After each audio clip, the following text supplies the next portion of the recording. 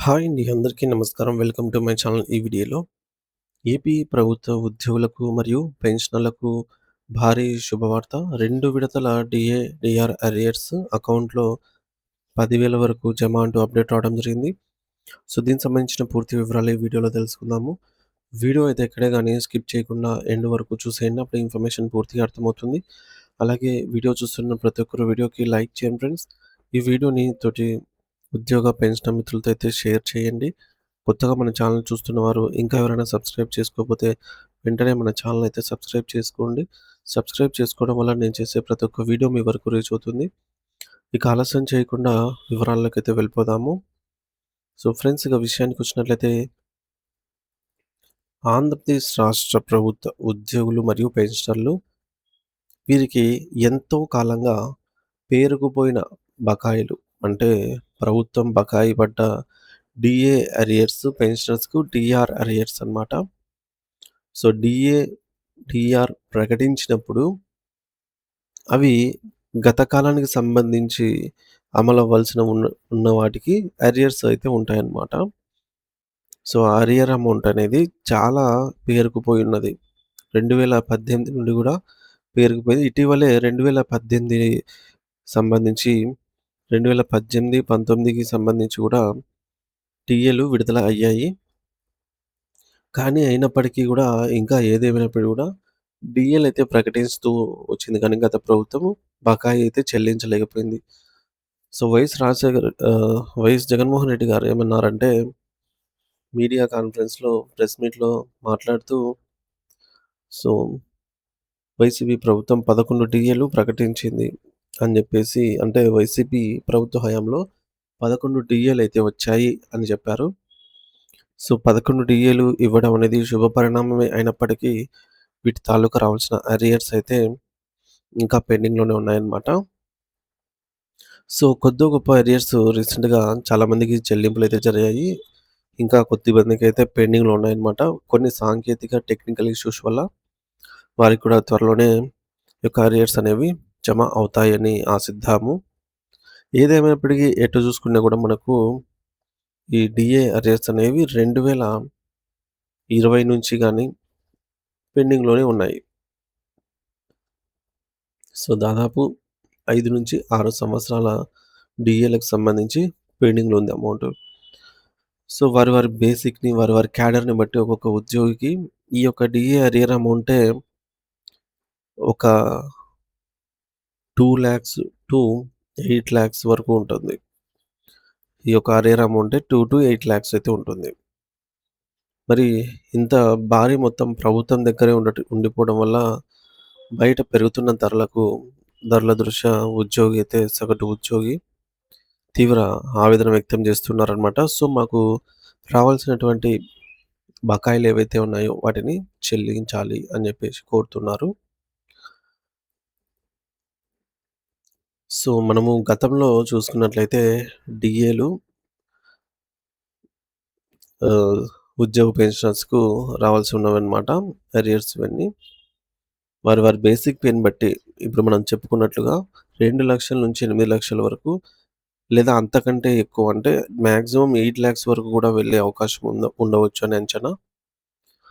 అయితే ఇది వారి ఆర్థిక ప్రణాళికను తీవ్రంగా దెబ్బతీసి వారిపై అదనపు భారాన్నయితే మోపింది. మనము గత ప్రభుత్వం గురించి మాట్లాడుకున్నప్పుడు, గత ప్రభుత్వంలో 11 డీఏలను ప్రకటించారు. అయినప్పటికీ వాటి తాలూకా అరియర్స్ అయితే గత ప్రభుత్వం చెల్లించలేదు. కూటమి ప్రభుత్వం, ఇది వైసీపీ ప్రభుత్వం హయాంలో. సో కూటమి ప్రభుత్వం వచ్చిన తర్వాత ఒక్క డీఏ మాత్రమే ప్రకటించింది. సో ఈ యొక్క డీఏ తాలూకా అరియర్స్ 10% అయితే రావాల్సి ఉంది ఏప్రిల్ నెలలో. సో మరి కూటమి ప్రభుత్వంలాగే వీటిని పెండింగ్ కూటమి ప్రభుత్వం గత ప్రభుత్వంలాగే వీటిని పెండింగ్ పెడుతుందా అనైతే ఉద్యోగ పెన్షనర్సు ఈ మేరకు చర్చించుకుంటున్నారనమాట. ఎందుకంటే బకాయిలనేవి 2018 నుంచి చెల్లిస్తూ వస్తున్నప్పుడు, తర్వాత 2019, 2020 ఈ విధంగా వరుసగా చెల్లింపులైతే జరగాల్సి ఉంటుంది కాబట్టి, ఇప్పుడు రావాల్సిన 2024 డీఏకి సంబంధించి అరియర్స్ అమౌంటు సో, గతంలో పెండింగ్‌లో ఉన్నవి చెల్లింపులు జరిగిన తర్వాత వస్తాయని కొందరైతే అనుకుంటున్నారు. సో, ఏదేమైనప్పటికి కూడా మనము ఈ నెలాఖరు వరకు చూడాలి ఫ్రెండ్స్. మనకు రావాల్సినటువంటి ఏప్రిల్ నెలలో 10% అమౌంట్ అనమాట. 10% డీఏ అమౌంట్ రావాల్సి ఉంది. సో, ఇవి చూడొచ్చు. మనం ఇక్కడ మళ్ళీ టాపిక్‌లోకొచ్చినట్లయితే జీవోఎంఎస్ నంబర్ 28 ద్వారా 3.64% గత ప్రభుత్వం ప్రకటించిందనమాట.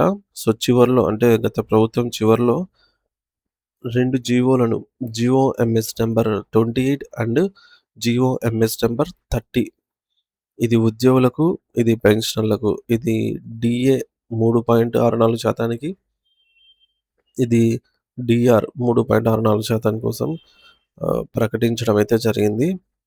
మరి ఇందుకు గాను సంబంధించిన ఈ డీఏకి సంబంధించి 15 నెలల అరియర్స్ వీటిని గూడా 3 విడతల్లో చెల్లించాల్సి ఉంది.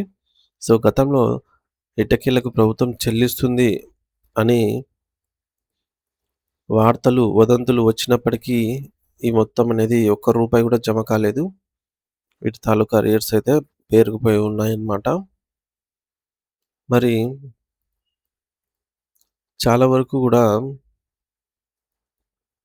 ఈ మేరకు పెండింగ్ బిల్లులనేవి జమ కాకుండా పేరుకుపోయి ఉన్న నేపథ్యంలో వారి బేసిక్ పేని బట్టి ఒక్క డీఏకే మనము ఇందాక చెప్పుకున్నట్టుగా జీవోఎంఎస్ నంబర్ 28 ద్వారా రావాల్సిన అరియర్సే 20,000 బేసిక్ వారికి 6,500, 40,000 బేసిక్ పే వారికి 13,000, 80,000 బేసిక్ పే వారికి 26,000 ఈ విధంగా చెల్లింపులు జరగాల్సి ఉంది.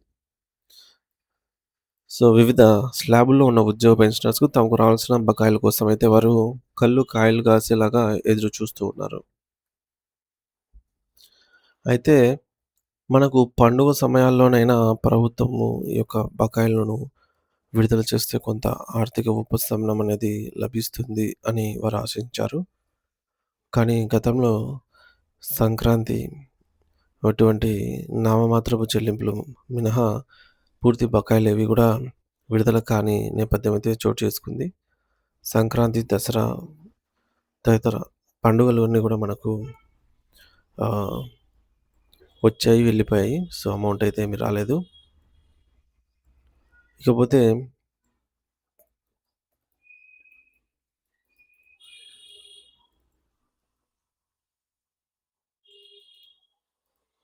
సో, ఉద్యోగ పెన్షనర్స్‌కి రావాల్సిన బకాయిల అరియర్స్ అన్నమాట.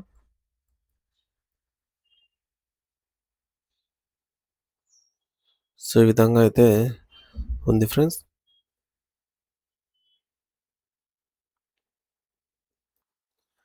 మరి ప్రస్తుత ముఖ్యమంత్రి అయినటువంటి శ్రీ నారా చంద్రబాబు నాయుడు గారు నేతృత్వంలో కూటమి ప్రభుత్వం ఈ సమస్యలపై సానుకూలంగా స్పందిస్తుందని ఉద్యోగ పెన్షనర్లు గట్టిగా నమ్ముతున్నారు.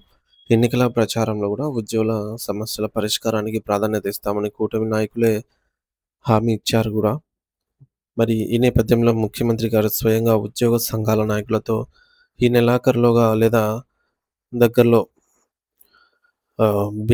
క్యాబినెట్ భేటీ సో, భేటీ అయ్యి ఈ యొక్క బకాయిలపై ఒక సమగ్రమైనటువంటి స్పష్టమైన ప్రకటన విడుదల చేస్తారని కూడినటువంటి నిర్దిష్ట కాల పరిమితితో కూడినటువంటి రోడ్ మ్యాప్‌ను ప్రకటిస్తారని ఉద్యోగ వర్గాలైతే ఆశిస్తూ ఉన్నాయి.